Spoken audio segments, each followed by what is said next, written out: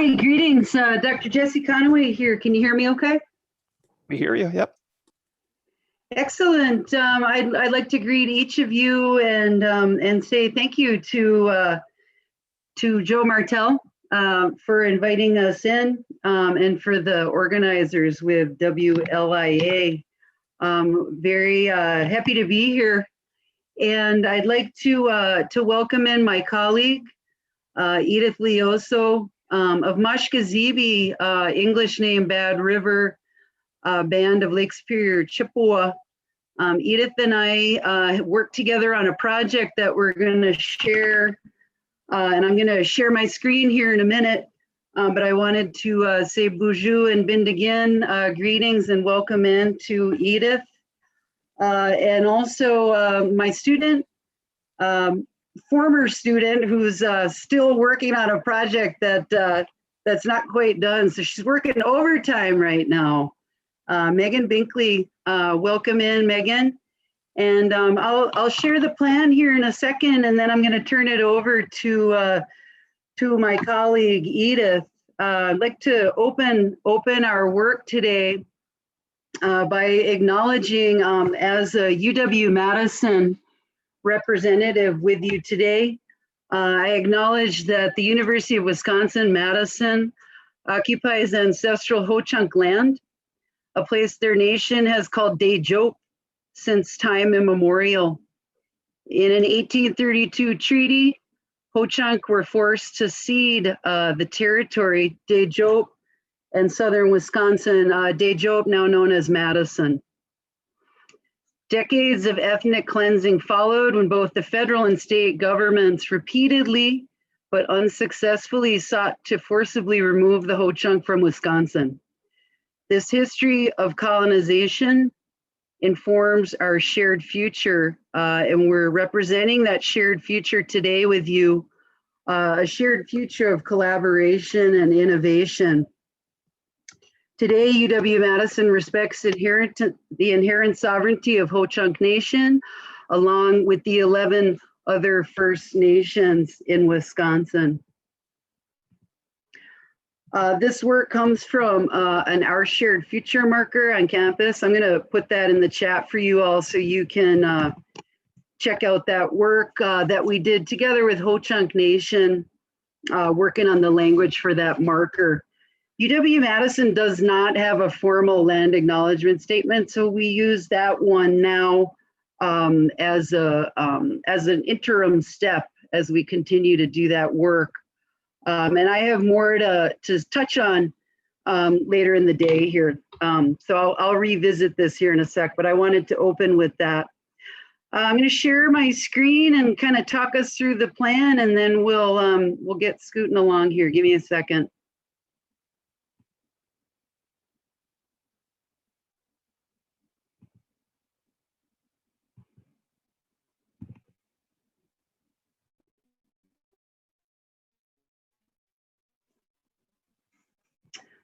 Joe and others, can you see this okay? We can see it, yeah. You are sharing your whole, okay. Yeah, everything looks good. Let me go and fix this for us. There we go. Does that look better? Looks the same. We see your browser window with okay. Prezi open. Okay, folks, so welcome in. To our work today. We're sharing our project, the Bad River Water and Culture Maps project, which asserts spatial sovereignty and counter mapping in Mashkazibi. Here's an overview of what we're up to. I'm gonna turn it over to Edith, and she will talk about her place, Mashkazibi. And then it'll come back to me, and I'll share about our project, Bad River Water and Culture Maps project that Edith and I worked on together with the Bad River Ojibwa community.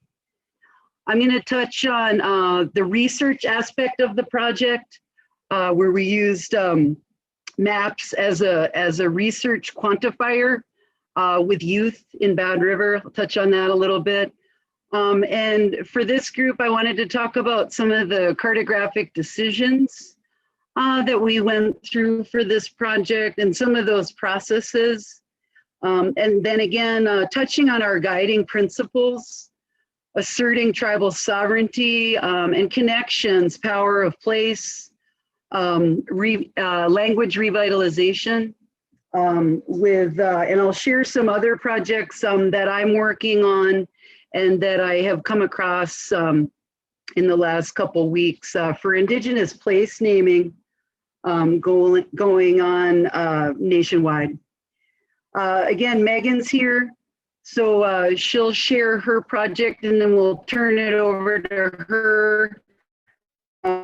Share her project that she's been working on together with me and Ho-Chunk Nation and the municipality of Village of Wanakee this past semester. So that being said, Ms. Edith Leoso, I would like to turn it over to you and welcome in and looking forward to our work today. Oh, okay. Can you hear me good? Yeah. I hope so. Joe and organizers, can you all confirm our time slot? We wanted to get a confirmation. It's 2:30 to 4, I believe, but we started late. So if you want to go over, but that's fine. Sorry about the late start. Okay, can you hear me good? Yes, we can hear you, Bardo. All righty. So with that, I want to say miigwech, Jesse, for introducing me. You heard her say Edith Leoso, and then you just heard her say Bardo. So over here in Indian country, we all have nicknames. Yes, and my nickname is Bardo, which she knows me by.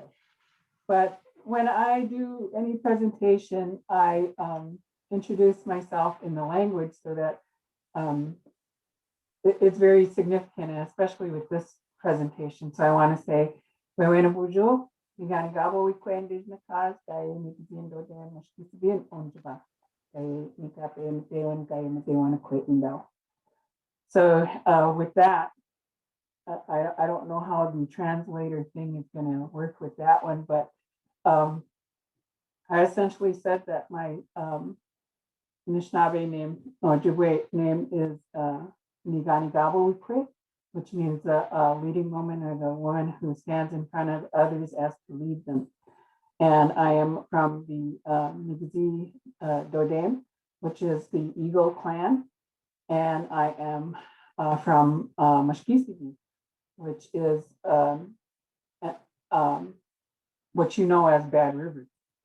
I work as the Tribal Historic Preservation Officer here at Bad River. And I think one of the things that we wanted to talk about here is Indigenous place names. And I think that a lot of people speak Ojibwe or speak a native language without even knowing it, because every time you say Wisconsin, you're saying a native language. Whenever you say Milwaukee, you're saying a native language. Whenever you say Wausau, you're saying a native language.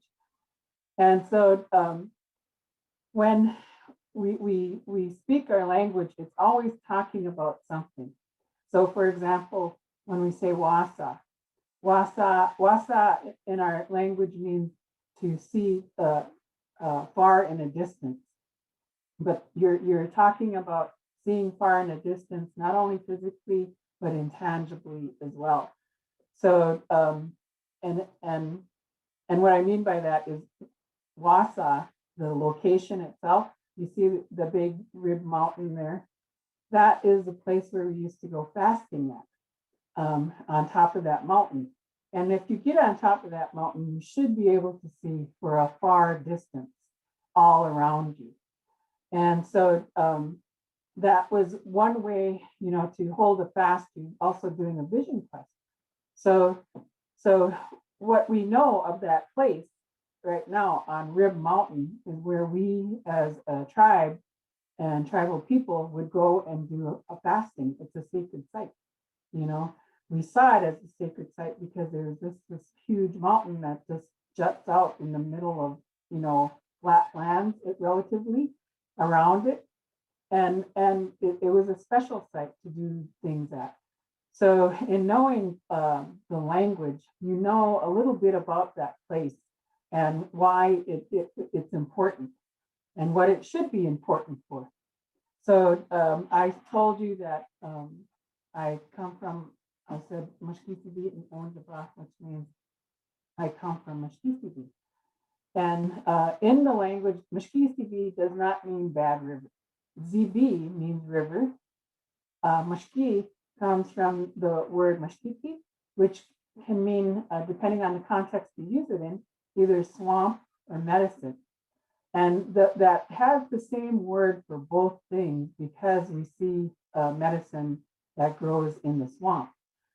So, and the river that we were on, there is so many plants and so many different kinds of plants. Every time, like we had somebody come here who was a chef, and their specialty was indigenous foods. And when they went out to our, we took them out into our community to find some plants, edible plants. He just stood there and said, I'm amazed to see that there's so many different edible plants all in this place right where I'm standing. He said, I could see about 50 of them right here. The same thing was told to us by an elder from Navajo country, who are down there. They call us the people with the big medicine up here. So if you know where Navajo country is, it's down in the Southwest, but they know of us up here in northern Wisconsin. And what she said when she came up here, she said the same thing, but she said, I can't believe you have so many medicines right here where I'm standing. So Mashkisibi is a very appropriate name for this place.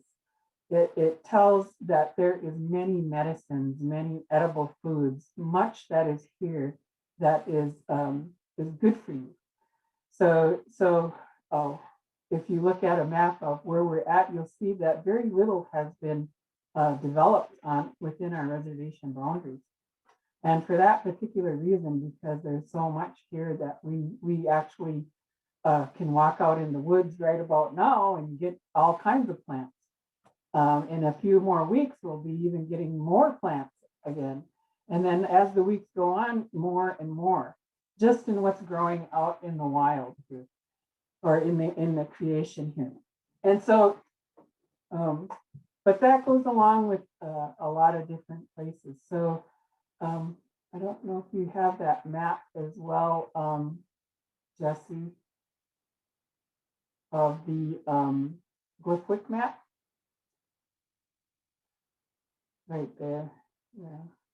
So you want to click on that one? The Glyphwick map, yeah. So you can see here that the Great Lakes Indian Fish and Wildlife Commission has developed this map here. And it has on it all of these different words that you probably don't know how to say. But what it tells me is that there is, different things a lot in this place here, and for different purposes. Oga Kagan, ZB, Oga Kaganake, ZB over there is the place where the walleye spawn. And you might know a place even south of us that's Name Kagan, the place where the sturgeon go. And then there's Nibagamon, and that's the place where you go to sleep at. It was traditionally used as a campsite, and it's been revitalized as a campsite now by the National Park Service. So this project that Jessie and I worked on, she had asked me, what is it that we should have on the map, and I thought, well, it depends on what we want to exemplify in the map. So I said, take out the roads or put them down to so low you can't even see them, because it's the land that we wanted to look at. And so that was what's most important to us, is the land. and taking care of that land and everything that needs that land, including the animals and the birds and the fish, everything. Just recently, we had a cutting right outside of our reservation, and we weren't consulted on it. And it's right next to a tribal, one of our communities. And one of the things, I just came from a meeting just before this, and one of the things that we noticed was that when they did that cut, it was a thinning that was done. When they did that cut, it got quiet in that community because there was no birds being heard there. And that's something, the place is called Birch Hill, and that's what it's called in our language too, Wigwaswaju, and but it's also Anamaki Waju as well at Thunderbird Mountain. So, but in doing anything as far as development goes, it's recognizing that creation is there or around there. And I had mentioned in the meeting, I said, yeah, even in the city, you cut a tree down and you hear the birds. The first thing you hear is all the birds really talking and hollering and singing and everything when that tree goes down, because you're essentially like dropping a building on them, with all their things in it, for one thing. And I thought, if they would have consulted with us, they would have known not to cut during this time of year because it's the nesting season. And a lot of the birds coming from the South America are coming up this way. And they rely on those trees for nesting. And one of the things they should have done is did it during frozen ground conditions too, as well, to minimize the damage to the ground. But that wasn't said, and it was just done. So I just wanted to say that much right now because I'm not sure how long I have here, or how long Jesse has. Yeah, right on, lady. This is Jessie. Do you want to talk a little bit? I have some other pictures of the watershed. You want to talk us through those a little bit? I can go back to them. Yeah.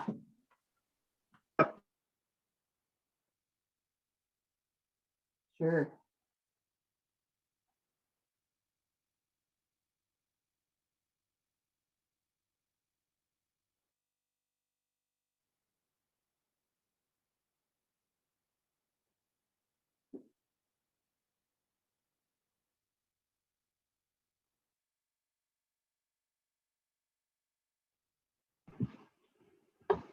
Oh, this is on down at, is this down Kakagan? No, this is Caroline Lake. Oh, Caroline Lake. Yes, ma'am. At the headwaters of the Bad River of Mushkisibi. So this is the lake that begins everything. More than likely, there's a bunch of freshwater springs in that area too, that is feeding into this river. I know further up where the actual Bad River starts, it's small enough where you can pretty much jump over it with a running start.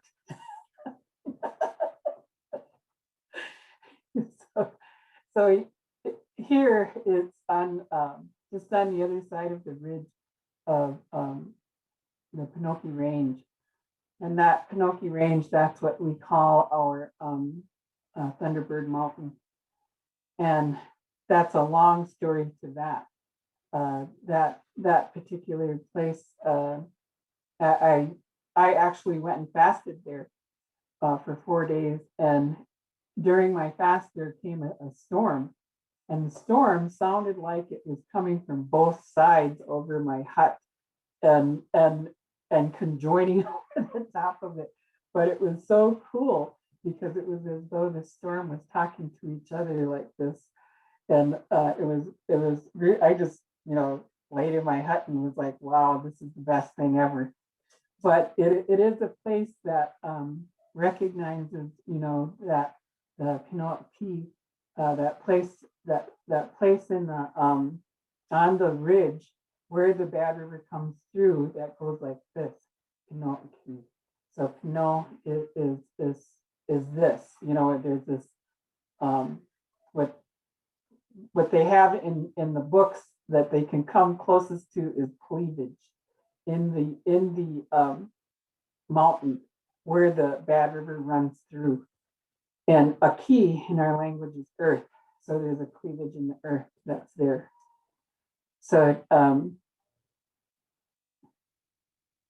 at that place, and that's where the Bad River runs through it. Caroline Lake is on the south side of that run, and the river runs north, which is unusual for this area. There's very few north running rivers. All the other ones run south. And here is the mouth of the Bad and Honest John's. And this is like changing constantly. One year, the Honest John's was filled with wild rice, and then the next year it wasn't. So Meshkisibi here flows out into Lake Superior. This is the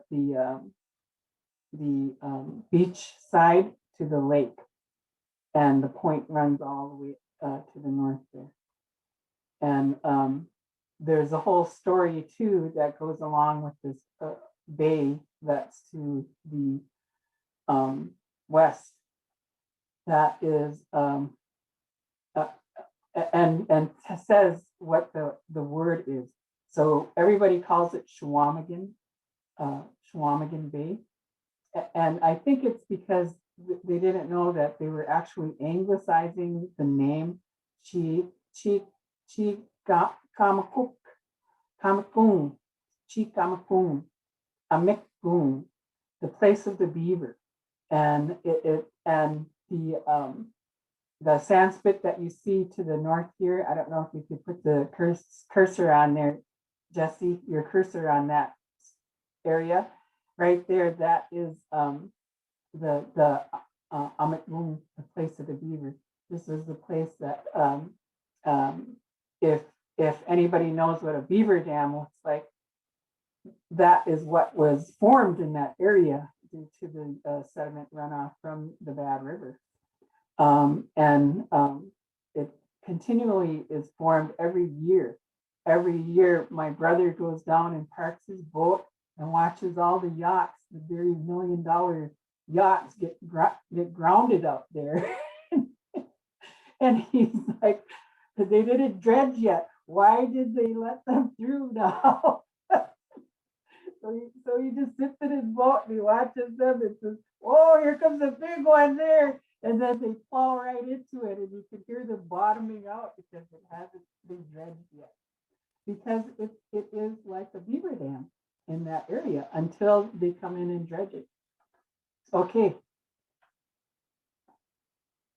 And that's Shawamigan, Chikamakung. The next one, Jess, and I think you can just click right on to the photo.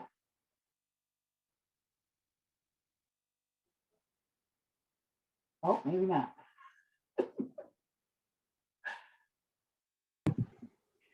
I'm sorry. Excuse me, Edith. What were you saying? So I think you could just click right on the photo. Are these displaying weird? Because on my end they look great. Oh, okay. Well, it just came up now. So I think part of the okay. issue is when you present, there's an option when you present or share your screen to make it like video mode. And because lots of things are changing, it takes about a second or two for us to see the changes on your screen. Oh, the little lag time. Yeah. Okay.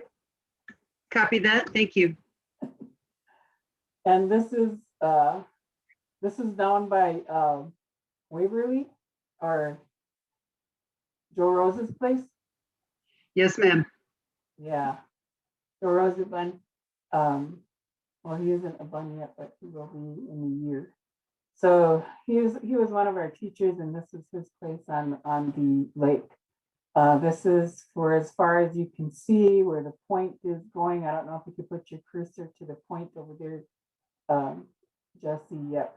That's all tribal land, and then around that point, and it's completely undeveloped. And that is a story from way back when our elders, you know, as a child, my grandmother told me, don't develop the lake, don't develop by the water like that, because you'll just ruin it. And so here at this place here at Gitchikaming, which is Gitchikaming means big, like huge, very great lake. And so, and I also have to tell you that too, before so here on the Battery Reservation, our main town is the town of Odena. Odena is, in our language, means the place of the heart.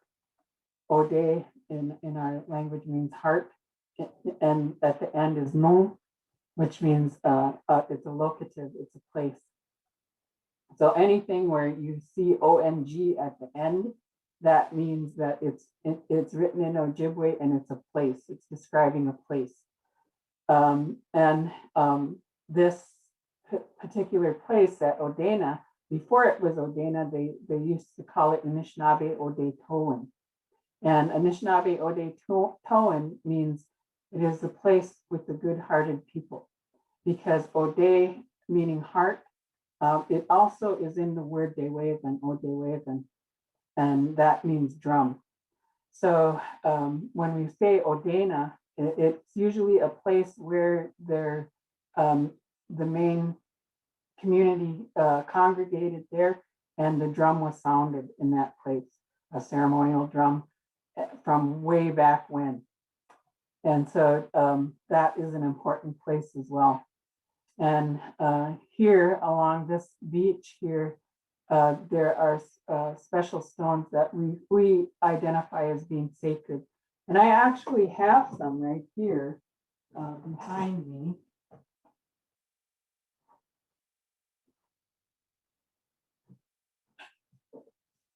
Which is, here's one. And I have a whole 5-gallon bucket, and we're moving, so I'm packing everything up. I have a new office to go to. This particular stone, this is the only place that we know of, except for a beach on an island off from Japan, the north side of Japan, that forms these types of stones. These are sacred to us because we use them in ceremony. And because they're sacred to us, people, you know, because we had written that they are sacred to us, people are now returning them to us. And so we have this 5-gallon bucket back here, plus another room full in the back that when the kids get out of school, we'll take them to the beach and we'll put our tobacco offering in along with this to give it back to the lake. And we'll talk about why these are sacred with our youth. So, and these are what we call the Thunderbird egg stones, a one sin. And so this is the only beach that we can find that on, other than that island north of Japan. Okay.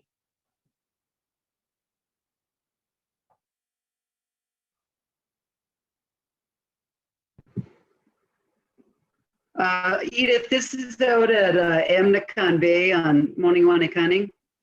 Yeah, that was like 100 pounds ago.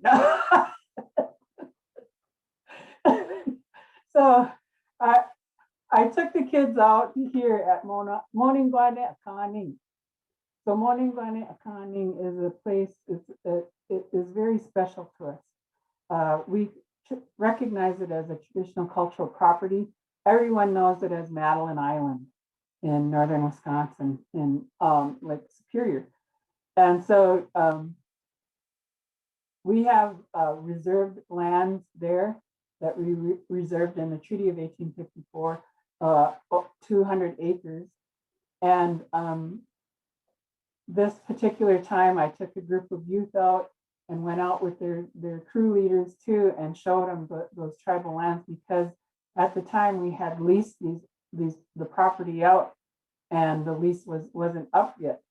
So we had limited access to the area there. So we went over on the what would it be, the east side of the property, because it's separated by a bog, and this particular clearing where it's a mouth to the bog, which it's really iffy, sketchy when you go over there, because you don't know if there's going to be this surge of water coming out of that bog at the time, depending on what time of day it is in that. I know people who have camped over near this area, and they just seen this huge wall of water that came out there. Over here, Moaning Guaneakaning, the Madeline Island, it is a sacred spot. And it is what led us to this place. We were told that we would come to a place where, when we started, the first stopping place would look like the turtle, and the last stopping place would look like the turtle, and there would be 7 stopping places along the way. And the place where we started from was the main New Brunswick area at the mouth of the St. Lawrence Seaway.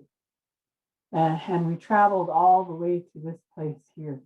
And if you can see behind the kids in our photo here, the lake can get very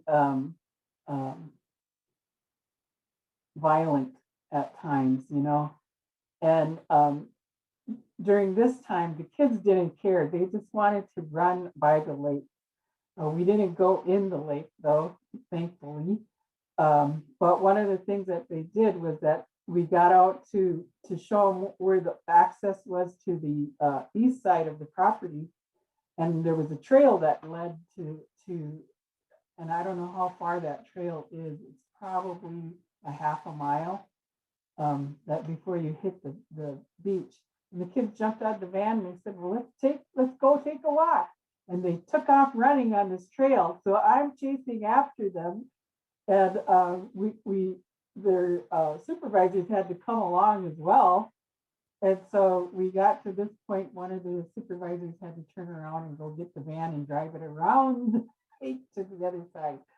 But they had no fear. They just we got to the sand dune in front of the lake, and it was filled with what is that, poison ivy? And they were looking at it. I said, that's all poison ivy. We can't go through there. They just looked at me and they said, well, you know, if we run, we can run through it, over the dune, and jump in the lake and wash it off. And then they just took off and did it. Let me tell you, if you have a group of kids and taking them out, you really need more than one person that's with them. But it worked, and we walked to this point, which was about an eighth of a mile from that point. And we walked across from here. It was a good time to walk across and walk through it. But this is a very, and you can point out where we were at on the map there, one of these maps. Here is one of the things that we do with the water. Seasonally, we do water ceremonies. And on this particular ceremony I was doing, it was our spring, when the water's open after the ice goes out, our community water ceremony that we do every year at the fish hatchery. And this particular time we sang a song, and the bins that are in the water behind me on the dock there, I'm standing on the dock, there was fish in them. And when we sang the song, all the fish heads came up to the surface, and they were just below the surface. There was like 50 of them, and they were all looking at us as we were singing our song. It was really awesome. And then And then as we were offering our bundles in, the eagle flew overhead. So that's another whole long story about how important the eagle is. But this particular place is Ogakaganake, also known as Kakagan River. They wouldn't put it as Ogakaganake on the street sign when they originally put the highway through. And the reason being is that Lestat said there was too many syllables in the word. And so they wouldn't put it in, so we had to shorten it to Kakagan. And the word says, Oga Kaganake is the place where the walleye spawn. So this is the river that does that. The other river I wanted to tell you about too was Misazibi. So you know it by Mississippi. That Misazibi, Misa in our language is Misa is great. Zibi is river. And whenever you say Mississippi, that's what you're saying, Misazibi. The other photo here is the gathering of the waters. And there was a woman who lifted the water down at the Gulf of Mexico and walked up the Mississippi Misazibi River all the way from the Gulf of Mexico to Bad River with that water. And there were several women who joined with her to do that work.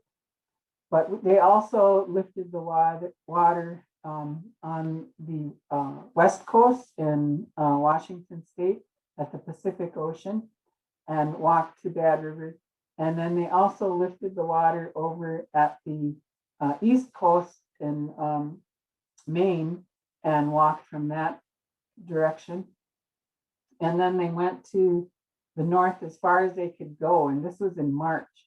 And they drove out on they took a train, then they took a snowmobile, then they snowshoed in as far north as they could go. And they chipped the ice out of the lake that was there, which was a sacred lake to their people. And they lifted the water there and placed it in the copper pail. There's a whole story about that copper pail and what we're doing here. But it was done to raise awareness of the Nibit. And Nibit in our language is water, and why we should be mindful of it. So this is something that we do regularly. We don't do this is called the 4-direction water walk, and we don't do that regularly. But there is water walks at nibiwalk.org. That's the website that if anybody's interested in knowing more about that. Okay. Any more you want me to talk about?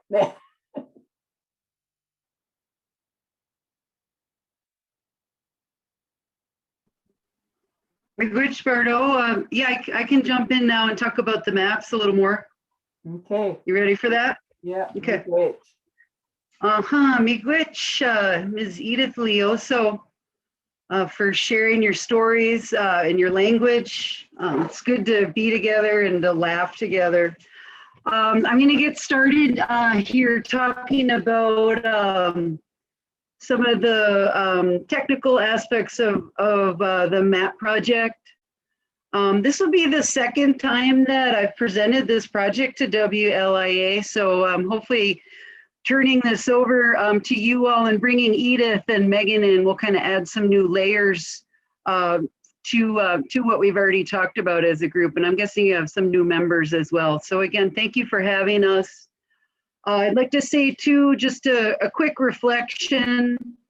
I want to express my gratitude to Edith and to the Bad River community for taking me under the wing and working with me together when I was in grad school to learn these important lessons of the place names, the stories that go along with that, and also the value system that goes along with that. And I also want to give a shout out to Margaret Pierce, Anishinaabe Potawatomi cartographer, who was one of my main inspirations for this work. And I'm going to touch on a couple of projects that Margaret's working on right now at the end of the Prezi, but wanted to bring that up too and express gratitude for all the lessons learned and the sharing. And again, Edith, it's good to be together today. So I'm going to kind of talk us through some of the research aspects of this and then the products that came out of this mapping project. This is so participatory mapping, as we know. I don't know exactly who is all in the crowd today, but participatory mapping is it's very process based. It's iterative. It's community based. The power is spread out across multiple parties, so it's a decolonizing method of mapping. And that's where that counter mapping term comes in. Counter mapping, you know, to leverage those untold stories and some of the invisible stories of place and values about place that we might not hear about in schools and in media. So that's that counter mapping. So this process piece, this is, I'm showing you here. So I used two maps to invite collections of information with the Bad River community. So this was the zoomed out version. I'm putting my cursor on Mashkazibi, Bad River right here that Edith has been talking us through.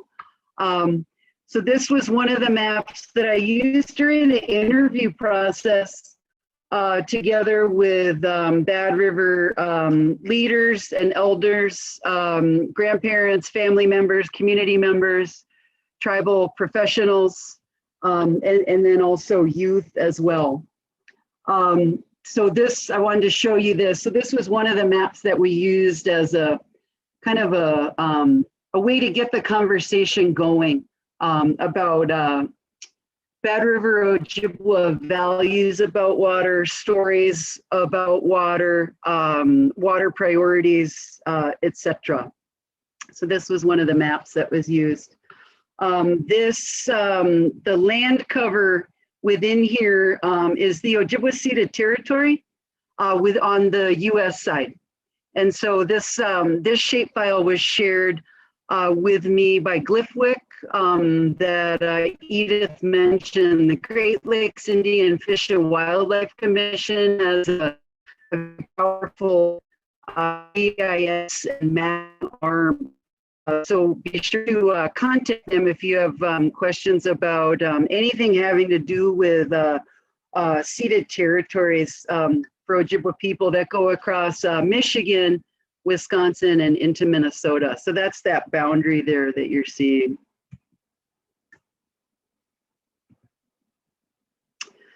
So this is the zoom in on the Bad River, Mashkazibi Bad River Reservation.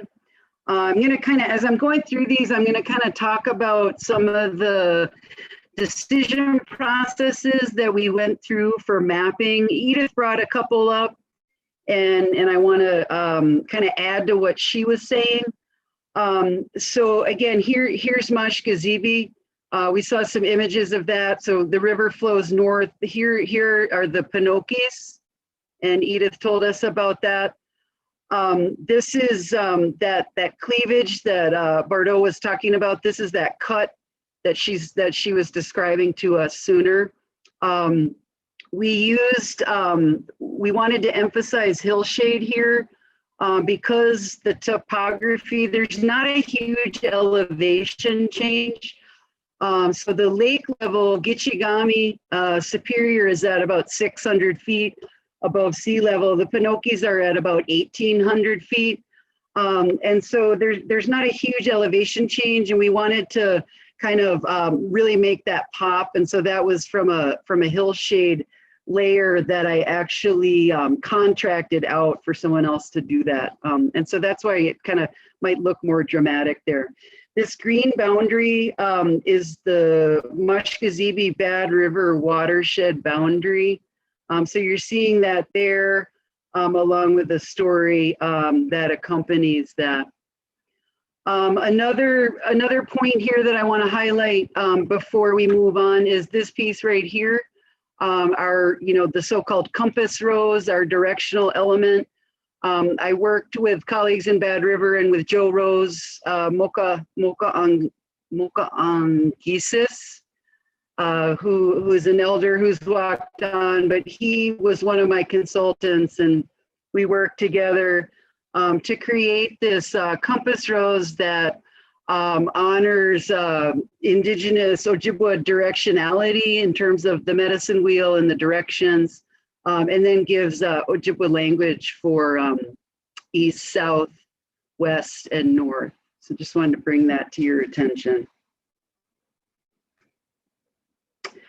So this, the Bad River extent was the second map in terms of the process for creating these.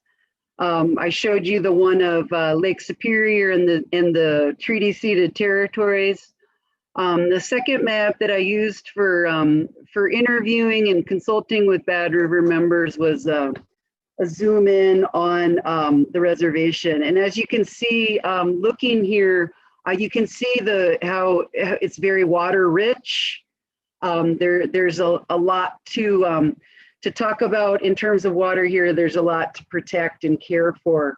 And what you can see here too, before I move off this slide, I want to bring your attention to, if you look upstream of these ridge tops, you'll see these are all wetlands in here.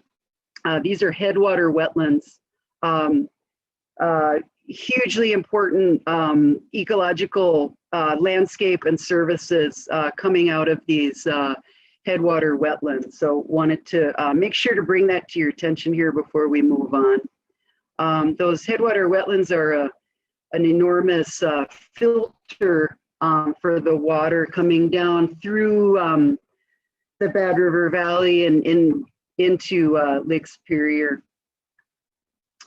So again, kind of talking through our process for Bad River Water and Culture Maps project. So we started with interviews and consultation with elders in the community. This is Moka Angisis, Joe Rose Sr. He was one of my guides through this project. And so that was kind of the first layer of the stories, was interviewing elders, leaders, adults, and then mapping those in. And then we worked together with youth. And one of the pictures that Edith was sharing was a picture of the youth out on Moningwanakaning, English name Madeline Island. And the kids, so the kids did their own map work as well. And that was resulted in another map product that I'll tell you about here in a second. Being as this was a water mapping project, the way that we carried that work out together with the youth was with these initial interviews together with Bad River elders and leaders. I asked those community leaders in Bad River, what are places on the res and in the watershed that you want the youth to to visit and learn about? And I am a professional paddler, so I serve as an instructor trainer for the American Canoe Association, and so wanted to leverage those outdoor skills in that youth, in the work together with the youth in Bad River, to get them out on the water and learn safe ways to paddle, and learn other navigation skills, kind of as foundational for learning about their homelands, the waters of their homelands, and also kind of looking at those outdoor skills as really kind of like building blocks for life skills, but also for other traditional and cultural activities such as harvesting rice, hunting, fishing, etc. So this is the kids and I out on Mashkazibi, the Bad River. They did work. This is in Kakagan Sloughs. The kids did stewardship projects. And then at each place that we visited, you know, with this guidance from the elders, the kids captured data. And so they engaged in different methods. So they were learning about water monitoring. They were learning the stories of that place, their cultural stories, their traditional stories. They were learning some STEM skills. And then they were also doing learning navigation and learning how to use GPS for invasive species monitoring, and also to place to capture waypoints and then to place their own stories in association with these places that we were visiting. And so then this youth piece became really the next layer of mapping water stories and values within the Bad River watershed for Bad River Ojibwa people. So this is us also on Mushkegee on the Bad River. This youth here is, he's working with the GPS to enter in his story about that place. This is one of our products, so I'll kind of move to that, and then I want to share a couple of the final products that came out of this Bad River Water and Culture Maps project, and I'll share this link with you, and I'll share some other info as well, so you can visit this on your own time. So this is the wall map so we produce maps in 4 media. We made a cultural atlas. This wall map, we made a floor map, which was 20 by 30 feet and interactive via writing on it with a Sharpie. And that traveled all around the state and had an audience of over 10,000 people. That floor map did. So that was a way to engage tribal and non-tribal publics. And then the fourth was a web map that the youth built to share their stories and their videos. And I know that Edith is in some of those videos that the youth shared in those. So again, I'll share some of these links, but kind of the process piece for launching these products, these final products after 2 years of work. We launched these together. This is at the powwow grounds in Old Odana, right along the Mushkegee, the Bad River. And these are some folks who were involved on the Bad River side. Definitely a really happy day launching this project. And this wall map, I want to kind of echo what Edith was saying in terms of cartographic choices for what you're representing. On this map, we took all the roads off, the roads and cities, and we just highlighted the land and water features.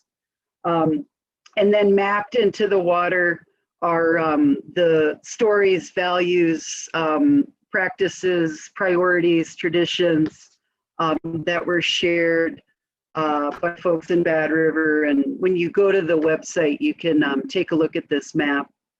So I'll share that with you.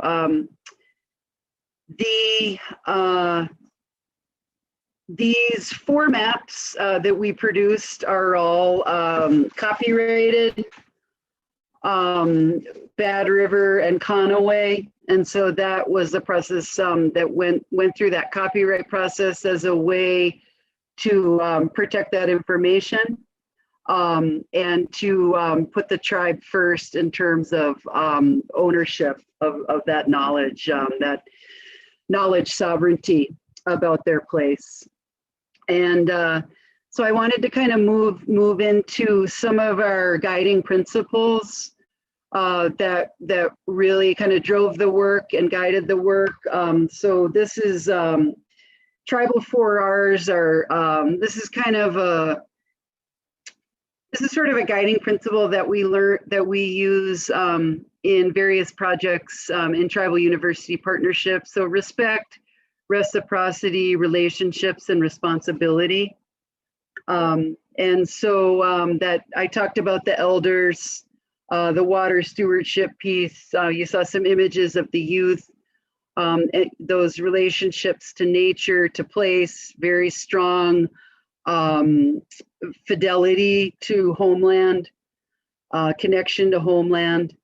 And then in the face, using these maps as tools for community education, both within Bad River and also to non-tribal publics, for community education about water and watershed priorities for Bad River people, in the face of mineral mining proposal that you might have heard about that was being developed some years back, and then current issue of the pipeline.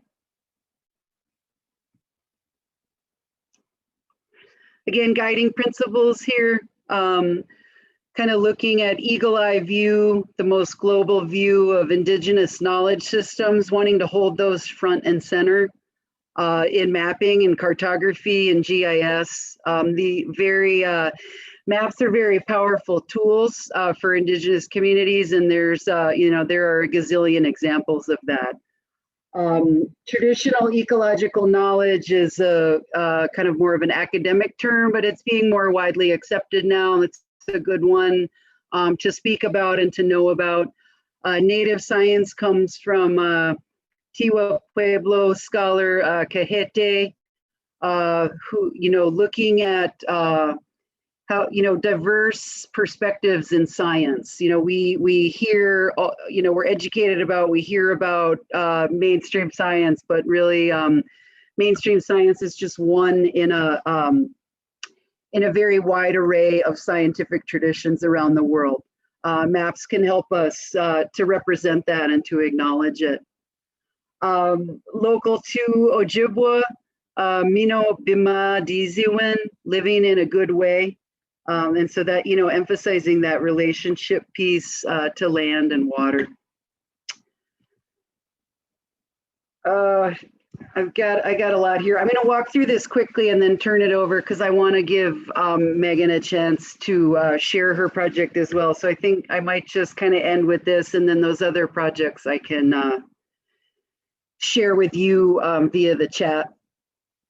This is really cool. It's not done much. In fact, I only found a couple examples of using maps for research to capture kind of youth understanding and youth learning. So I wanted to share this with you. And Edith and I are currently submitting our article that we wrote together about an aspect of this project, and then the counter mapping article is also up for submission as well. But I wanted to share this with you all because it's just kind of an uncommon way to measure impacts on youth of this watershed education. And so this was actually Chairman Wiggins' idea. Bad River Tribal Chairman Mike Wiggins said, why don't you work with the kids to ask them to draw a map of the watershed and the reservation at the beginning of the program and then at the end. So at the beginning of the 4 weeks, the kids drew a map. I gave them big pieces of paper, and I said, here's a list of what I'm asking you to represent. And then, so they did that before the 4-week program and then after, and I'll show you those in a second. But for the analysis piece, I looked at two things with these pre and post maps. I looked at whether they had the water feature present on the map, and then there was a second score for whether it was accurate in terms of its spatial relationship to other water features. So we saw kind of a steady increase here in the presence, and I want to show you these. So this is a pre-map from one of the kids. Edith mentioned Birch Hill on the eastern side of the res, and so some of these other features. So that's a pre-map, and then fast forward 4 weeks into the post-map. after the kids paddled for 4 weeks, guided by elders and priorities for those youth out on the waterways of the reservation. And you can see a really big difference in terms of spatial awareness of the watersheds. I wanted to share that with you.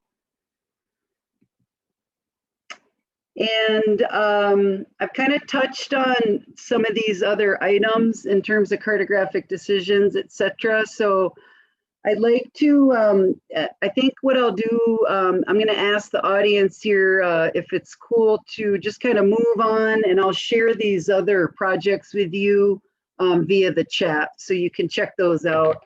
I'll share the URLs, and I would like to turn it over now to Megan Binkley to share her work.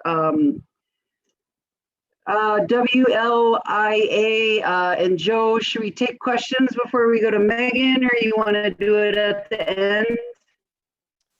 That's up to you, whether you want to stop now and take a break and ask some questions, or if you want to keep going. Does anyone have any questions, I guess, first of all? Okay, thank you. Yes, participants inviting in questions for Edith and I about the Bad River Water and Culture Maps project, Indigenous place names in Ojibwa country.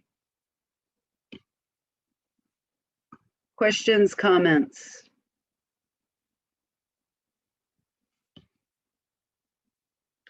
Okay, I know it's getting late in the day, so maybe folks are on a coffee break. I really appreciate you showing up and taking the invite and then having other people participate, and it's nice to see you again. And I just love these projects, and it may not be a question, but I just think maybe the first step for some of this stuff is awareness, and I just really appreciate you keeping on, and everybody else contributing to this, and I think it's wonderful, so thank you. Oh, thank you so much. Good to hear. Appreciate that. And yes, so good. Folks in the audience, if you have questions, we can come back to this. We do have one question from the chat from Adam. How long did the various stages of this project take? Edith, you wanna do that one, or should we both do it? Sure. Okay. I don't know. Well, It was like a year or two or something like that. all right. I think it's still going on. Yeah, it's still going on.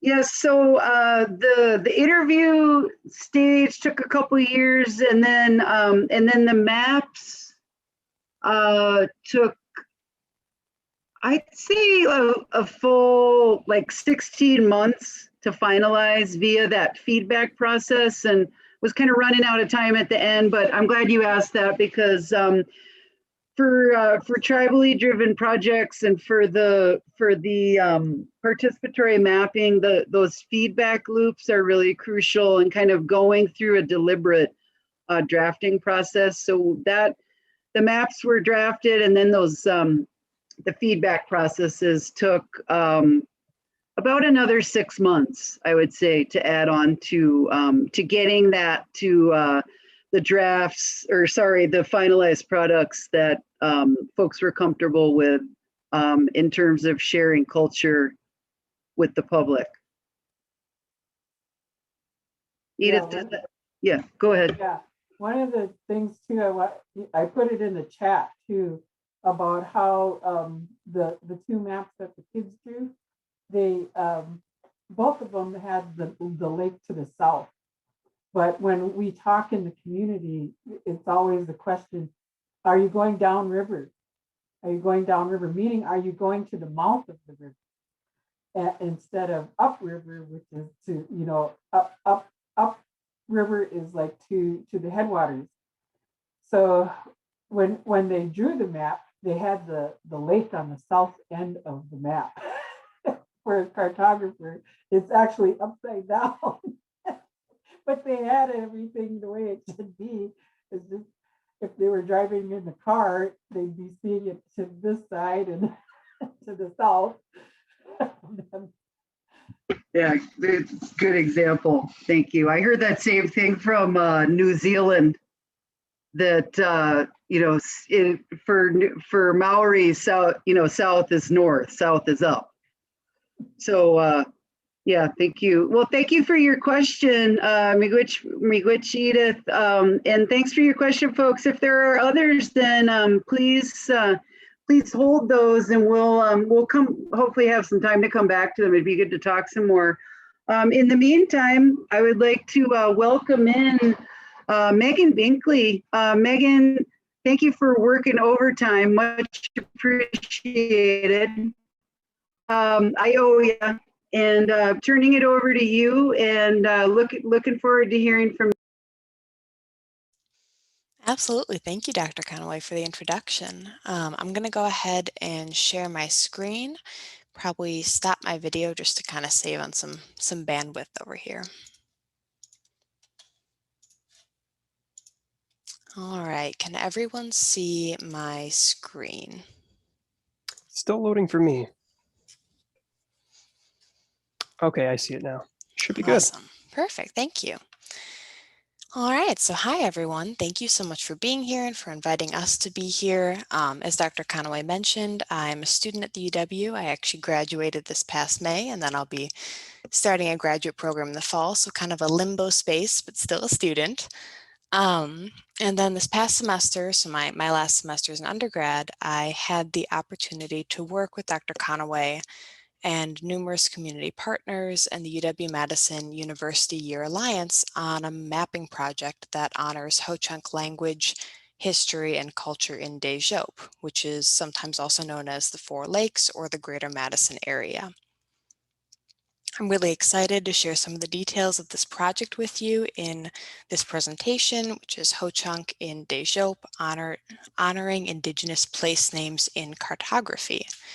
Hopefully there will be some time at the end of the presentation for questions, and if not, I will be sharing contact information as well. So as I mentioned,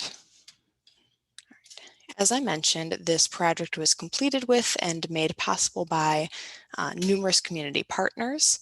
In particular, I'd like to thank Mr. Bill Quackenbush, who is a Ho-Chunk Nation Tribal Historic Preservation Officer, for the time, energy, and wisdom that he's invested in this project. I'd also like to thank the Ho-Chunk Nation Language Division and the Ho-Chunk Nation Department of Natural Resources. And thanks also to the Village of Waunakee community members and school administrators who have contributed feedback on drafts and lists of geographic features to include in this map. Finally, I would like to acknowledge the University of Wisconsin-Madison Department of Geography for their feedback and assistance throughout the project, and the Nelson Institute for Environmental Studies, and the University Alliance for bringing all of this together, and of course, Dr. Conaway for making all of this possible. So before I walk through the goals of the project, I would like to say I've included a picture of the map draft on this slide. It's kind of a visually full map, so I've included some close-ups of specific relevant map features throughout the presentation. I'll provide another look at the full project at the end of the presentation to help us visualize how all of the different components of the map come together. I would also like to note that this map is currently in the final stages of review with our Ho-Chunk Nation community partners, so it's not yet available to the public. Once the final version has been fully reviewed and approved, we'll be sharing it with Laurel, the WLIA organizer. And then if anyone is interested in engaging with the final product further, I would encourage you to reach out to Laurel or to Dr. Conaway or myself using the contact information at the end of the presentation. So the ultimate goal of this project was to create a story map that highlights Ho-Chunk language, culture, and history in Dejope, and specifically in the area of what is now known as Waunakee. So Waunakee is of particular importance because of its proximity to multiple ancestral Ho-Chunk settlement sites, and because it's situated near the point in the Yahara watershed where the Yahara River meets the Yahara Lakes chain. For context, most of you may know this already, but for context, the Yahara watershed is a 359 square mile land area that drains into the Yahara River.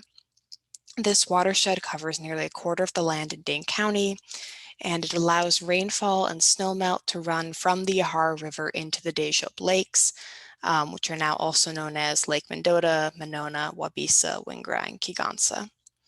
From here, the Yahara watershed waters eventually continue into the Rock River, the Mississippi River, and then the Gulf of Mexico. The Yahara watershed and the greater Deschutes area have been the homeland of the Ho-Chunk Nation since time immemorial and are irreplaceable components of the Ho-Chunk culture, food systems, heritage, and ideologies. With this in mind, my community partners and I decided to create this map by combining a traditional cartographic workflow with 3 specific techniques for incorporating Ho-Chunk culture.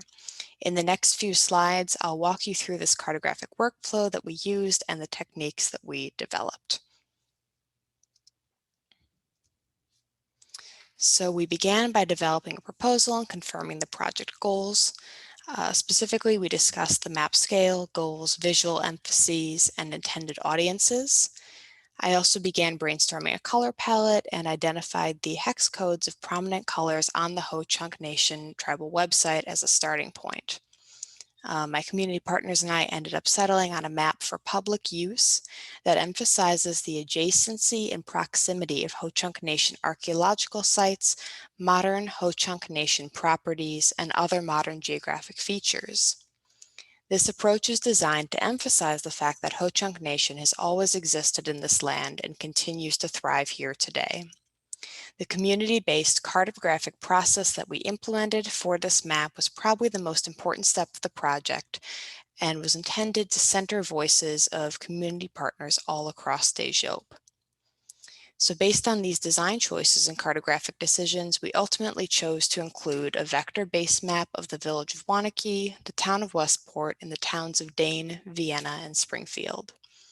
On top of this, we decided to include waterways such as lakes, rivers, streams, and watersheds, select roads for visual context, modern Ho-Chunk Nation fee and trust lands, the 1825 Ho-Chunk Nation temporary treaty map, and the Ho-Chunk Nation pre-colonial ancestral territories recorded in oral histories, written markers indicating the general area of some of the Ho-Chunk Nation archaeological sites, and Ho-Chunk language place and feature names for as many elements as possible. Archaeological sites were marked on the map as general areas as opposed to specific locations to protect the sites and support cultural heritage preservation. At the behest of our community partners in Waunakee, we also specifically included Governor Nelson State Park, the County North Mendota Bike Trail, and Schmitz Woods near the border of Waunakee and Vienna. So obviously this is a lot of information to include in a single map.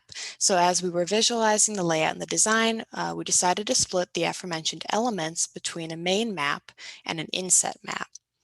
I also decided to make use of the negative space as a way of including large blocks of text, such as written versions of oral histories. My community partners and I also decided to mark geographic elements on the main map associated with the Ho-Chunk Nation in a dark shade of red that's also found on the tribe's website in an effort to make these elements rise to figure while the more muted blues and greens in the background would fall slightly to ground. So from here, we began to collect data and map components in the form of shapefiles, PDF reference maps, and oral histories. The shapefiles used in this map came from a couple of different sources. The majority of the shapefiles used in the inset map showing fee and trust lands, legislative districts, and ancestral oral history lands come directly from the Ho-Chunk Nation Department of Natural Resources. The shapefile of the state of Wisconsin and other shapefiles used to create the main map came from the online Dane County GIS data catalog, the Geodata at Wisconsin website, and the DNR GIS map data catalog, GIS data catalog. We also did end up creating one shapefile that shows the locations of springs near the Westport, Waunakee, and Springfield boundary. The oral histories that were used in this project were mostly provided by Mr. Quackenbush, either through direct conversation or as transcribed PDFs and Word documents. They appear on the map as the Earthmaker or Mauna story, which I'll touch on in more detail in a bit. You'll see a close-up of that. and then the inset map, which I'll also discuss in greater detail in just a sec. So Mr. Quackenbush, the team members of the Ho-Chunk Nation GIS department, and Mr. Tom Wilson of Waunakee also kindly provided us with numerous reference and historical maps showing Ho-Chunk Nation archaeological sites, travel and migration routes, and important cultural sites. From here, all of these shapefiles were combined in ArcGIS Pro, projected using an USA contiguous all bears equal area conic projection, and symbolized using the color palette and the visual hierarchy we established, and the design was finalized in Adobe Illustrator. Okay. So the first of the 3 specific techniques we used to honor Ho-Chunk Nation culture and history was asserting tribal sovereignty through an inset map dedicated to information about the history of the nation and the nation's modern government structure, which is currently based in Black River Falls, Wisconsin. So I've included here a close-up picture of this inset map on this slide. We accomplished our goals by including the geographic features you see on the right-hand side, and by including a brief written summary of the main points we wanted to convey. This written summary includes an acknowledgement of the fact that the Ho-Chunk Nation has lived in this area since time immemorial, spanning at least 3 ice ages, and a list of the 12 Ho-Chunk Nation tribes. This summary also includes an acknowledgement of the U.S. federal campaigns of displacement, persecution, and ethnic cleansing that have been directed toward the Ho-Chunk Nation. These campaigns were designed to impose colonial cultural norms and land use approaches on the First Nations and to destroy the Ho-Chunk Nation's ancestral relationship with their homeland.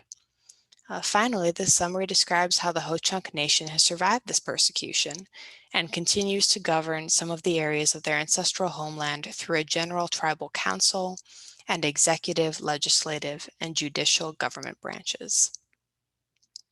We made a conscious effort to include Ho-Chunk language words throughout this summary.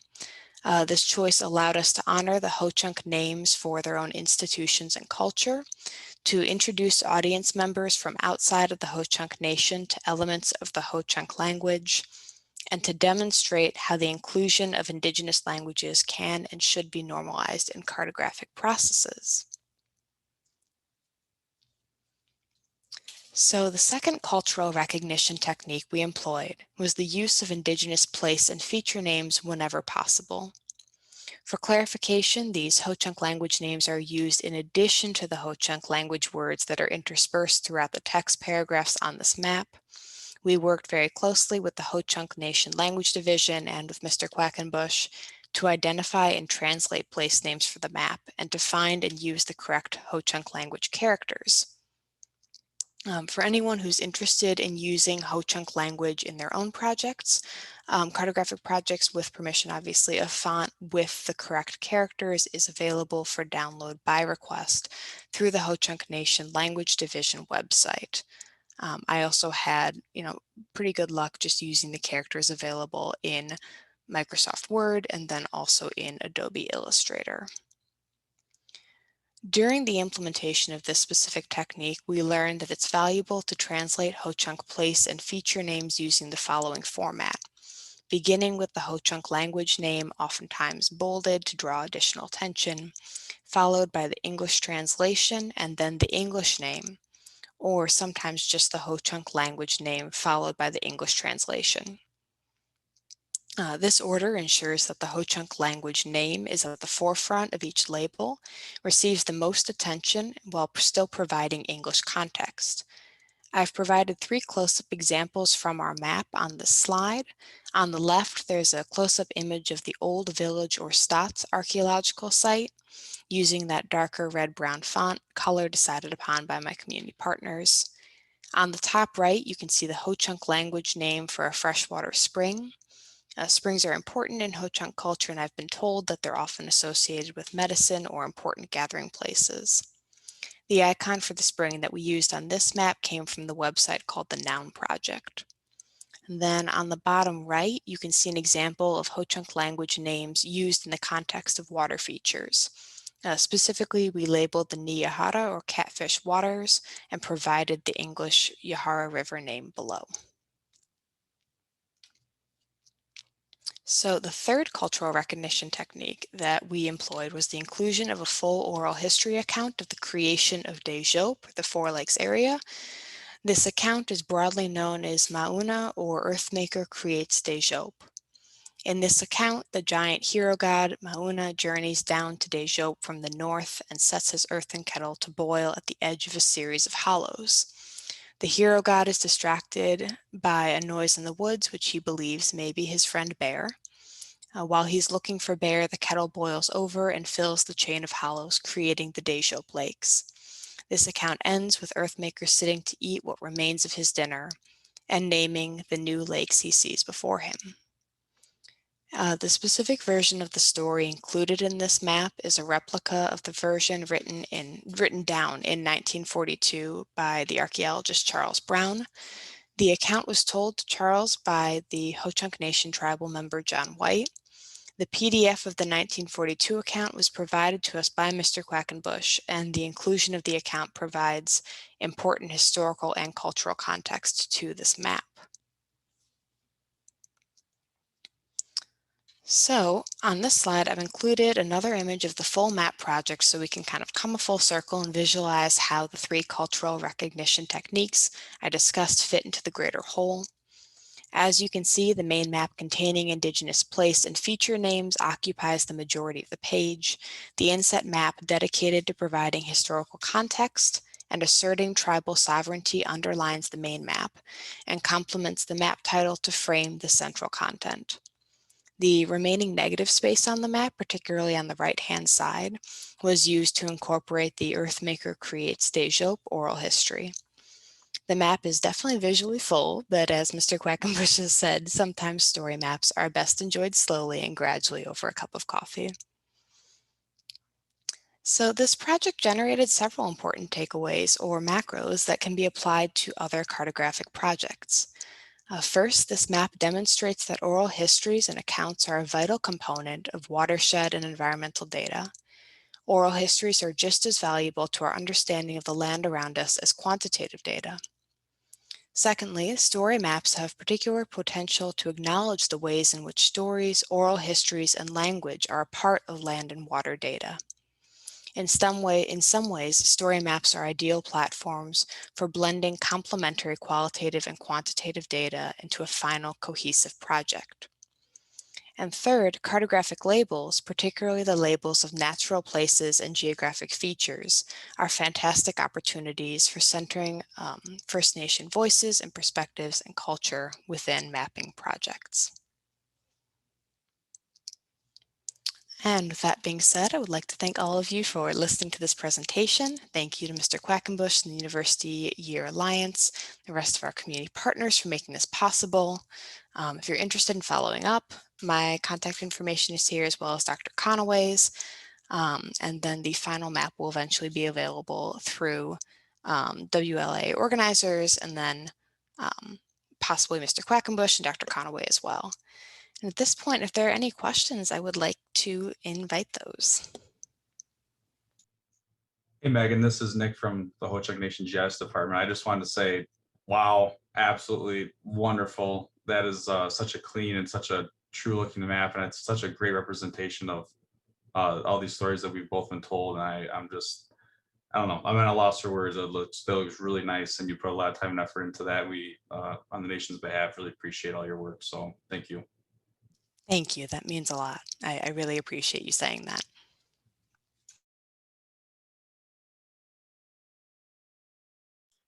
Any other questions? I haven't seen anything come in on chat. Oh, we do have one from Kim. Any tips on finding out more about other areas of the state? They are curious about place names, Potawatomi, where they live and work now. So are you aware of any other projects around the state like this? Personally, I am not. I'll defer to Dr. Conaway on this. I've been relying on her expertise this entire semester, but it looks like Dr. Conaway did put a link in the chat. Dr. Conaway, would you be willing to touch on that some? Yeah, that's our link to the Bad River map. So Megan's kicking it to me, and I'm going to kick it to Edith because she's my guiding expert. Edith, passing the Yeah. mic. I don't know if there is another one. I know that there's an effort through USGS, the tribal GIS specialists for tribes are getting together and trying to create a map with all the indigenous place names on there as it goes from tribe to tribe in different areas, but also, you know, be mindful that we weren't here originally, so there's some place names that may have be there by the Dakota or by the Kickapoo or by Wyandot or whoever else was here. When we got here, there was 7 different languages being spoken. So we know that there was at least 7 different tribes in one area, actually right here in Bad River. And so, and that was documented back in 16 something, tribal historic preservation officer, but the effort, I believe, I'm not sure if they have a site or anything yet, but I can try and check on that for you and send you something. Yeah, that sounds good. Miigwech, Edith. And thank you, Megan, so much for such a great presentation, making us all look good. To Kim's question, Kim, I've been with another group of students. I was able to visit pre-COVID the Forest County Potawatomi Library and Culture Building. They are doing a place names map, cultural history map. It's for internal use. Right now, Edith, I don't know if you've heard about that one. The reason I got to see it was because I was there with my students within the library where Cultural Resources for Potawatomi is located for their office. So they're using that for internal use, but if you wanted to contact the Potawatomi TIPO with some specific questions, maybe they can shed some light on that. But I know they're working on it, and it's an enormous project wrapping all around the shores of Michigami, Lake Michigan, the Potawatomi language and culture. Let's see, Joe, I don't know how late we're going. I think do we have time for one more, or should we wrap up? We're up for whatever. I think Hayden has the keys to the vehicle here. I'm just. If someone has a final question, we could go ahead and do that. But if there's no other further questions, we can wrap up. So give a few seconds here if someone wants to speak up. I guess I would say I guess one thing that I would like to add is, so I ran into Jesse because I was doing some indigenous place name mapping as well for a few years with a gentleman that was Menominee, and he's since passed away. And all of that work is in the Oshkosh Public Museum if people are interested in that work. So these endeavors take a lot of time, and they also take a lot of sensitivity to the culture, because I think that was the greatest fear along the way, was the abuses of the past sort of taint some of that stuff. So it's always hard to get a hold of. It's not always, you have to develop a relationship to learn some of the stuff. So I mean, I could talk for 10 hours about this. I love all this stuff. Thank you so much for coming. And yeah, and one of the things about knowing the original name of the place is that you know how to manage the place. Like Ogakaganake, the place where the walleye spawn, that's where we have our walleye fish hatchery, and right on that river. Of course, it's the place where the walleye spawn. So where else are we going to put that? But the other lakes and rivers and creeks, all of those have a name to them, and it's based on what was there, what their purpose was. Just like Nibagamon, it was the place where you could go to sleep. It was a very peaceful place, very nice place where you got to rest on your travel from point A to point B. So that's a little bit that I wanted to share with that. Good. Thank you. Yeah, Miigwech Bardo. And the I wanted to just echo what Bardo's saying, and then we'll wrap up if there's no further questions. The revitalization of native languages is an obligation to work on in partnership. In terms of predominantly white institutions, this is an obligation. Mapping is one of the ways that we can do that. And it's part of decolonizing cartography, which is, what we opened with.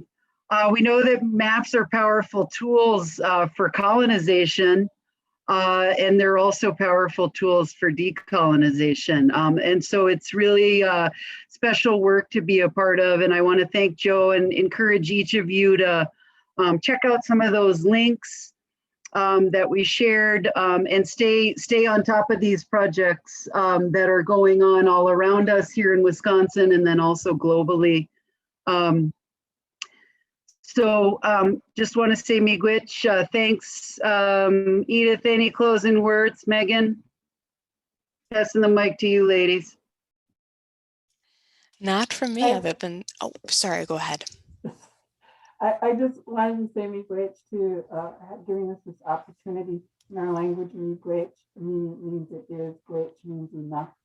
And it means that we're so full that you asked us to do this work for you, that it is enough. I feel good about it. So I hope that something was gained through this and that you'll be able to use it. Miigwech.